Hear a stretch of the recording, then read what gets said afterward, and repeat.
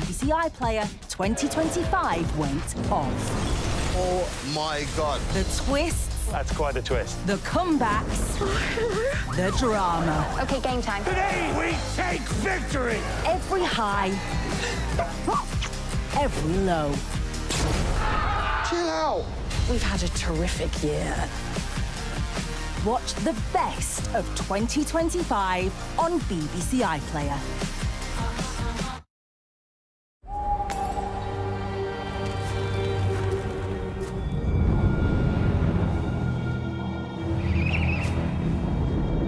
It's a little bit different this year. The new series of The Traitors starts New Year's Day at 8 on BBC One and iPlayer. On my Hogmanay sofa tonight, music guest Alison Limerick, the young star of Adolescence, Owen Cooper, funny men Tim Key and Will Arnett, great British actors Kerry Mulligan and Tom Hiddleston, and Oscar winner Laura Dern. Tonight at 10:30 on BBC One and iPlayer.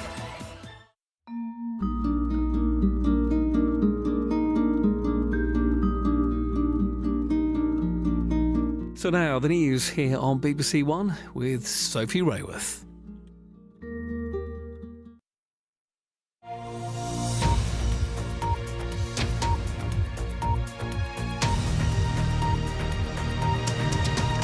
Good evening. Millions of people around the UK are preparing to welcome in the new year. This is the scene on the banks of the River Thames in London, where 100,000 people have gathered for tonight's fireworks. And this is Edinburgh, where tens of thousands are on the streets to celebrate Hogmanay after it was cancelled because of terrible weather last year. Well, 2026 has already been welcomed in by millions of people around the world, from New Zealand and Australia to Dubai, where spectacular fireworks just over 2 hours ago on the world's tallest skyscraper took place. Our correspondent Nick Johnson reports. The world welcomes 2026 with fireworks from the top of Auckland's Sky Tower, New Zealand's largest city, one of the first to see in the new year. In Sydney, a moment's reflection for those who lost their lives in the attack targeting the Jewish community at the city's Bondi Beach 2 weeks ago. Then, as the clock struck midnight, more than 1 million people gathered to watch Sydney Harbour's spectacular fireworks display. In Tokyo's Tokudai Temple, the continuation of an ancient Buddhist tradition saw crowds line up to ring in the new year by striking the temple bell. In China, the Great Wall formed the backdrop to the country's impressive light show and New Year Gala. And Dubai welcomed the new year with more than 40 different firework displays. Its largest used much of the 830 metres of the Burj Khalifa, the world's tallest structure.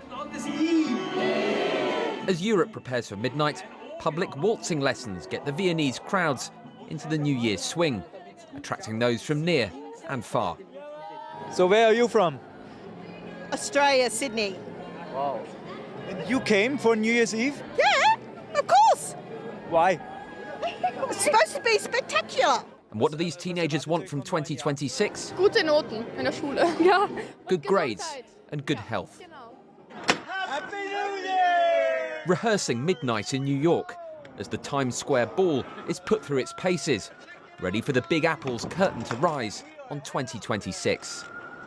Here, crowds gather along the River Thames, which will once again be the focal point for London's 12,000 New Year fireworks. In Manchester, St Peter's Square will host a New Year light show. And in Sunderland, star-studded acts are due to ring in the new year, as well as a few younger performers. We're going to be singing like Into the Unknown and then Fix You from Coldplay. How excited are you? Really excited. Nick Johnson, BBC News. Well, we're going to look live at London's preparations in a moment, but first to Edinburgh. Ben Phillip is there. What's the atmosphere like? Well, a very happy Hogmanay to you, Sophie. As you can hear, the party has very much started here in Edinburgh. Some 45,000 people have packed into the city centre to see in 2026. And the excitement is building as we edge ever closer to midnight and the spectacular firework display over Edinburgh Castle. And of course, it wouldn't be Hogmanay in Scotland without a blast of bagpipes and a mass rendition of Auld Lang Syne at the bells. And there really isn't that much longer to go. And Greg Mackenzie on the banks of the Thames in London. 100,000 people there. They've been waiting a long time already. They are indeed. 100,000 people got tickets to see this spectacular as the London skyline will light up the famous London skyline at midnight. The chimes of Big Ben will ring, and that will officially mark the beginning of 2026. As I say, 100,000 people managed to get tickets here to be along the River Thames to watch this 15-minute spectacular. 12,000 fireworks in total for this 15-minute show, which will begin at midnight, making this Europe's biggest fireworks display. Greg and Ben, thank you both, and you can, of course, watch it all at midnight on BBC One. The Met Office is warning of a UK-wide cold wave with yellow warnings for snow and ice across Scotland, England, Wales and Northern Ireland until Friday. Snow is expected across much of the UK, with some areas blanketed in snow up to 5 centimetres deep, especially in Scotland and on higher ground in parts of North Wales and northwest England. The chilly conditions are expected to have an impact on transport, with people being urged to prepare for longer journey times and road, bus and train travel. We'll have a full weather forecast for you at the end of this bulletin. Queen Camilla has praised the courage of the BBC racing commentator John Hunt and his family after his wife Carol and 2 daughters, Louise and Hannah, were murdered last year. They were killed by Louise's ex-partner. The Queen met John and his surviving daughter Amy for a discussion about violence against women and girls on Radio 4's Today programme. The Queen spoke publicly for the first time of her own experience of an assault. Our senior royal correspondent Daniela Ralph reports. I will do my best. At Clarence House, gathering for a powerful conversation. For John and Amy Hunt, a chance to tell their story to Queen Camilla, as she shared with them her experience of indecent assault. When I was a teenager, I was attacked on a train, and I'd sort of forgotten about it, but I remember at the time being so angry. I did fight back, and I got off. I remember getting off the train and my mother looking at me and saying, you know, why is your hair standing on end, and why is the button, missing from your coat? And oh gosh, so it was physical. I've been attacked.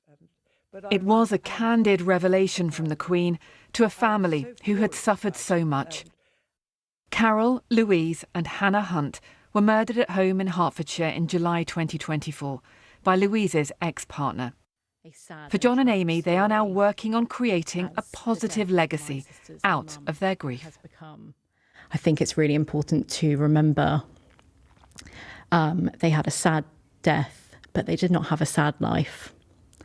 And their life was full of so much love and joy and happiness and fun. And I'm staggered that we're as well as we are at this particular moment in time.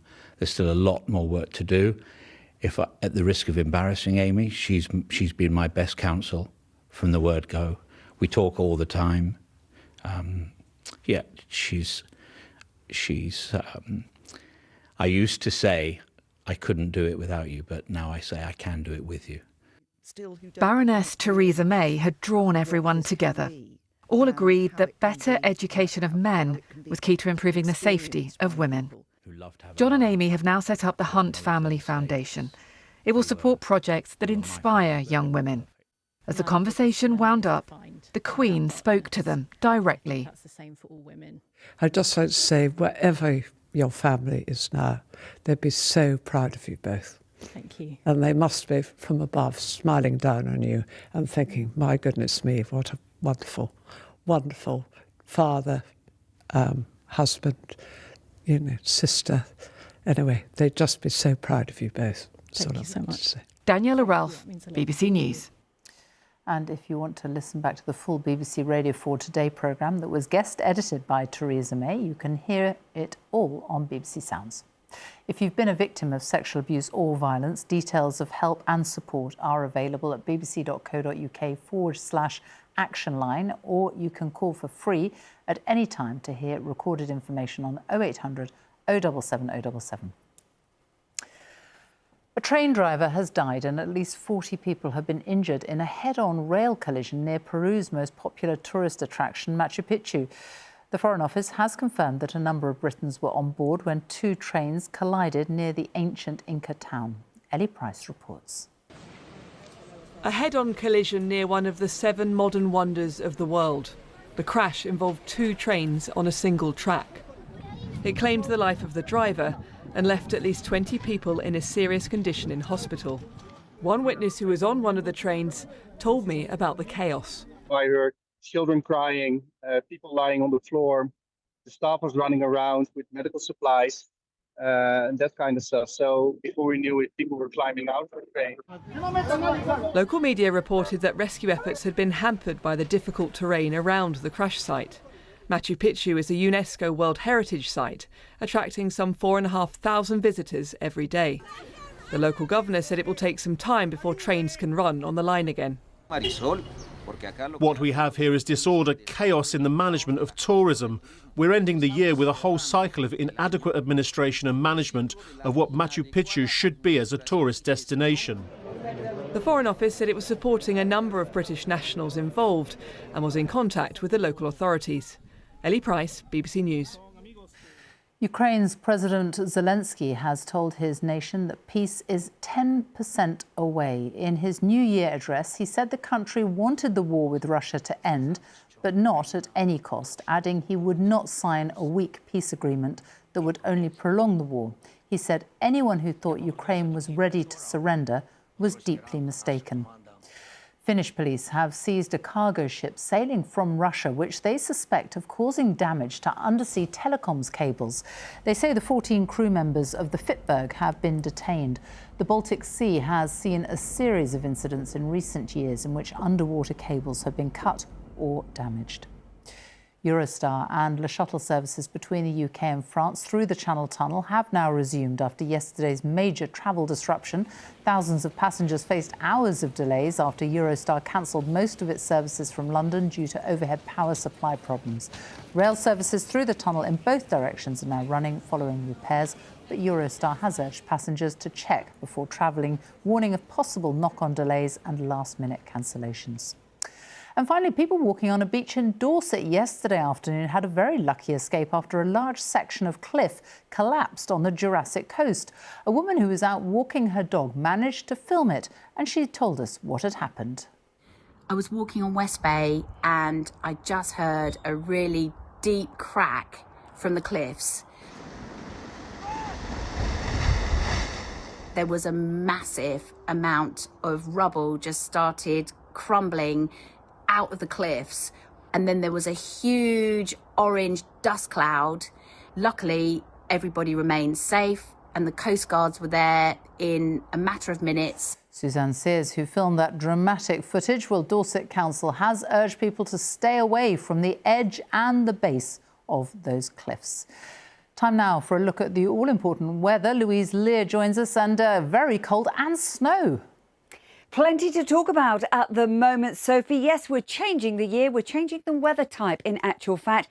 Cold Arctic air is going to dominate the story over the next few days. It'll be cold by day and by night with widespread hard frost. And yes, we're going to see some snow showers as well, even at lower levels. It's all behind this cold front that's sinking south at the moment.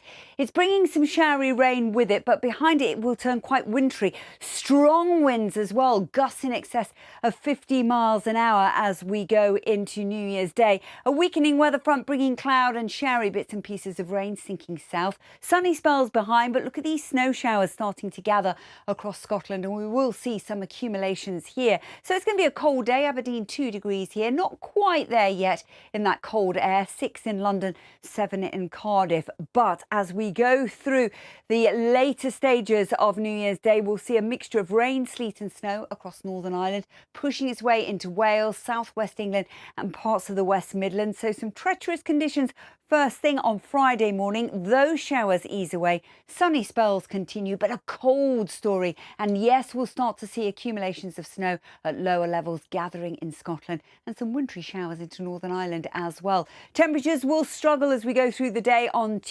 Friday, 2 to 4 degrees the overall high. And then we see a bitterly cold start to Saturday morning, a widespread hard frost with temperatures well below freezing right across the country. And this wintry theme is set to continue into the weekend ahead as well. Happy New Year. Louise, thank you very much. And that is all from us here at BBC News. Enjoy the last of 2025. Fireworks will be here on BBC One at midnight. Have a very happy New Year and we will see you next year. Good night.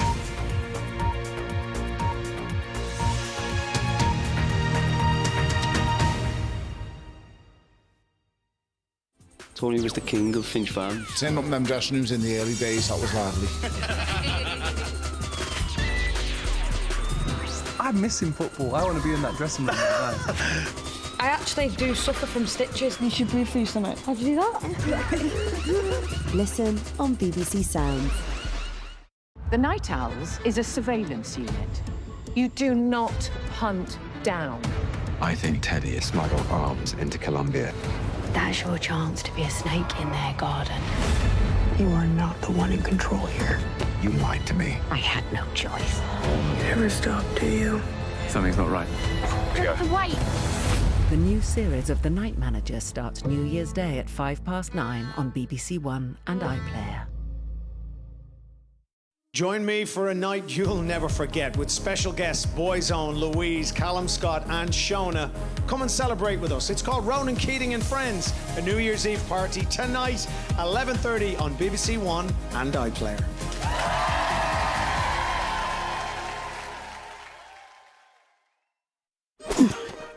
Yes, it's the big songs to the big bongs in an hour.